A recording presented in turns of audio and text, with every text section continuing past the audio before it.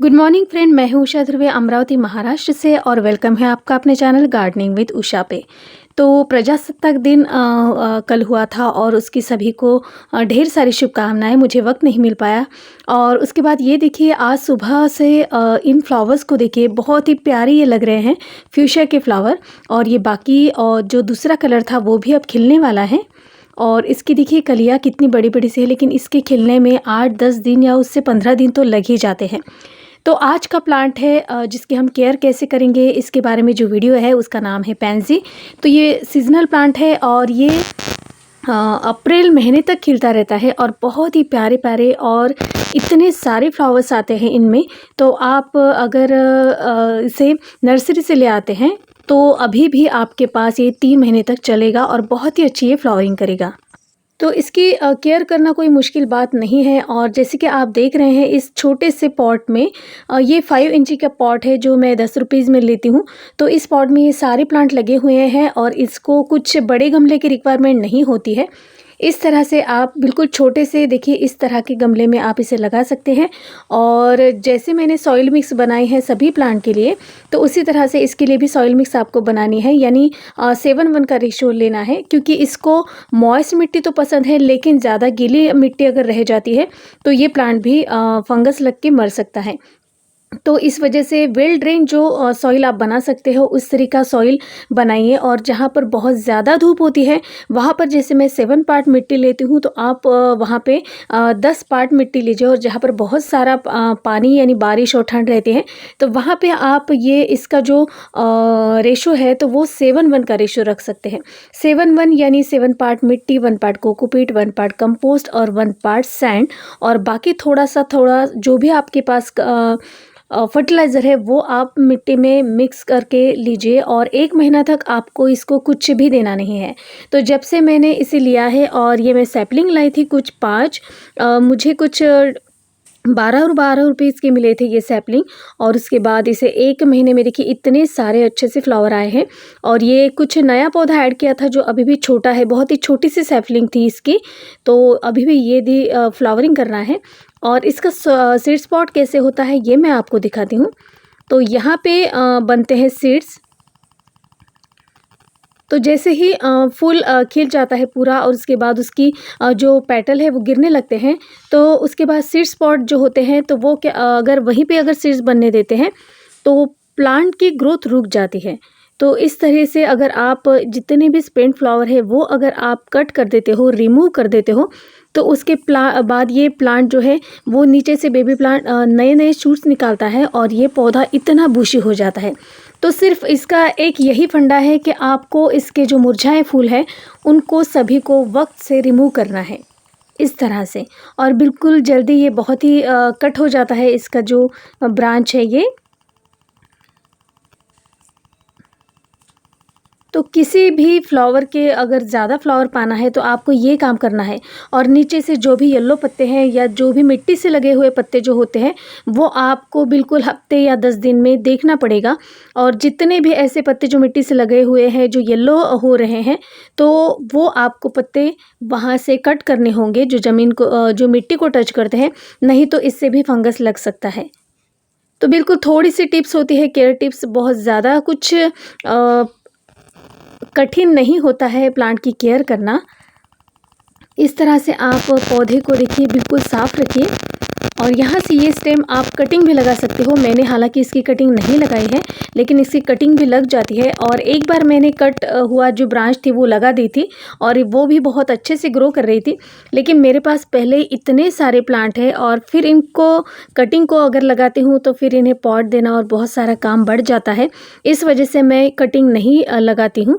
और इस तरह से जितने भी मुझे वक्त मिलता है, जब भी आप प्लांट की तरफ देखें तो ऐसे काम आप जब भी वक्त मिलते करते रहिए। और इस तरह से बहुत सारे जो येलो लीव्स हैं तो ये इसके लिए प्रॉब्लम हो सकती है, तो इसे आप रिमूव करते जाइए। बस इतनी सी आपको केयर करनी है। और इसकी सनलाइट की अगर बात करेंगे तो इसे सेमी शेड में आप रखना है, यानी 12-1 बजे की धूप ये सहन कर सकता है, लेकिन दिन भर की धूप ये सहन नहीं कर सकता है। जहाँ पर मैंने इन्हें रखा है तो 12-1 बजे तक वहाँ पर धूप आती है और उसके बाद पूरे दिन भर वहाँ पर छाया ही रहती है। तो ऐसी जगह पे मैंने रखा है इसे। और इस वजह से इस पे पेस्ट का अटैक तो ज़्यादा नहीं पाया जाता, लेकिन वैसे जो बहुत ज़्यादा बुशी प्लांट होता है उस पर मिलीबग्स का तो अटैक होता ही है। तो बस यही मिलीबग बाकी प्लांट की तरह भी इसमें होते हैं, तो उस पर आपको कोई भी इंसेक्टिसाइड जो आपको पास हो तो वो आप अप्लाई कर सकते हैं। और इतने ढेरों सारे क्वांटिटी में फूल आने के लिए आपको थोड़ा सा फर्टिलाइज़र देना पड़ेगा, और ज़्यादा फर्टिलाइज़र आप इसे ना दें, किसी भी प्लांट को ना दें, क्योंकि 1 महीने में कुछ भी एक बार भी फर्टिलाइज़र डालते हैं तो वो भी इसके लिए सफिशिएंट हो जाता है किसी भी प्लांट के लिए। और उसके बाद 20 या 25 दिन का गैप रखें, यानी 1-1 महीने का गैप भी रख सकते हैं।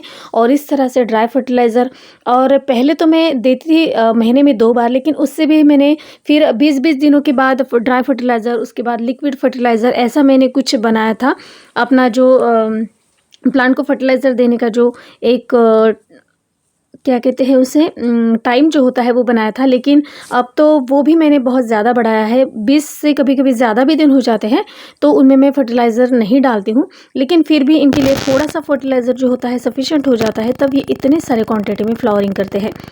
तो बस आपको ज़्यादा ओवर फर्टिलाइज़र नहीं करना है, ओवर वाटरिंग नहीं करना है, और ज़्यादा सनलाइट में इसे नहीं रखना है, पूरे दिन की जो सनलाइट होती है उसमें नहीं रखना है। बस इतनी सी केयर करने पर ये प्लांट इतने सारे आपको फ्लावर देगा। और जब आप ज़्यादा केयर करते हो तो उसी वजह से प्लांट हमारा डाई हो जाता है। हमारे पास जो भी फर्टिलाइज़र होते हैं तो वो हम डालने में इतनी ज़्यादा जल्दी कर देते हैं, और उसी वजह से हमारा प्लांट डाई हो जाता है। तो बस ज़्यादा फर्टिलाइज़र ना करें, और जैसे मैंने इन्हें बस छोटे-छोटे पॉट में लगाया है, और पानी का आपको ध्यान रखना है, और वाटरिंग ना करें और फर्टिलाइज़र ना दें, तो इस वजह से आपका प्लांट भी इसी तरह से बुशी हो सकता है। और बहुत ज़्यादा केयर किसी भी प्लांट की ना करें, उसे अपने हाल पर भी कुछ छोड़ दें, उसे भी कुछ प्राइवेसी चाहिए होती है ना, हमारी तरह। तो इस तरह से आपका ये प्लांट बहुत अच्छे से चल जाएगा। तो इनको मैं क्या ड्राई फर्टिलाइज़र देती हूँ, तो चलिए बताती हूँ। ये है कंपोस्ट, जो मैंने 2 मुट्ठी ली है, और उसके बाद ये है नीम खली 1 मुट्ठी बोन मील, और ये थोड़ा सा DAP, थोड़ा सा इप्सम साल्ट, थोड़ा सा सीवीड, और ये पोटेशियम ह्यूमेट अगर आपके पास है तो, और ये है फंगिसाइड। बस आपको ये पूरा मिक्स करके आपको महीने में 1 बार देना है, या 20-25 दिन की गैप पर भी आप इसे दे सकते हैं। और इसे अगर पेस्ट का अटैक आपको दिख रहा है, मिलीबग्स दिख रहे हैं, तो बस एक जो भी इंसेक्टिसाइड आपके आसपास जो मिल जाए इजीली, तो उसे आप इस तरह से इन पर पूरा स्प्रे कर दीजिए बस। बाकी इस प्लांट की कुछ भी केयर ज़्यादा करनी नहीं पड़ती है। और इसे आप हैंगिंग में भी लगा सकते हैं, बहुत प्यारा ये दिखता है। अगर सैपलिंग अगर आप लेने चाहते हो तो मुझे ये 12 रुपीज़ मिली थी। अगर आपको सैपलिंग मिलते हो बहुत कम रेट में मिलते हैं, लेकिन आपको कलर नहीं मिलेंगे। और उसके बाद अगर नर्सरी से लाते हैं तो 30 या 50 रुपीज़ तक के रेंज में आपको ये नर्सरी से प्लांट मिल जाएगा। और ये फ्लावरिंग करता है अप्रैल लास्ट तक, या उससे भी ज़्यादा अगर शेड में रखते हो तो उससे भी ज़्यादा ये फ्लावरिंग कर सकता है। तो इस तरह से ये जो मेरा प्लांट है, ये मैं 5 प्लांट लेके आई थी, लेकिन एक प्लांट कभी ड्राई हो गया था बहुत, उसे पानी ना दे सकी, उस वजह से वो एक प्लांट इसमें से मर गया।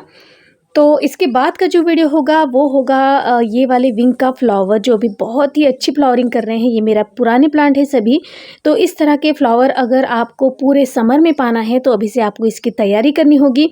तो अगला जो वीडियो होगा वो विंका पर होगा, जो बहुत बेसब्री से आप इंतज़ार करते हैं। और ये है सारे जो मैंने सीड्स लगाए हैं, तो गोविंद भाई के पास ये अवेलेबल है, उनसे ये आप मंगवा सकते हैं। और इस तरह से पूरे समर में आप इस तरह से फ्लावरिंग विंका पर पा सकते हैं।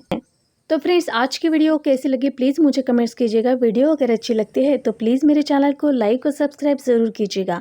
फिर मिलती हूँ नई वीडियो के साथ, तब तक के लिए bye bye. Happy gardening, stay safe.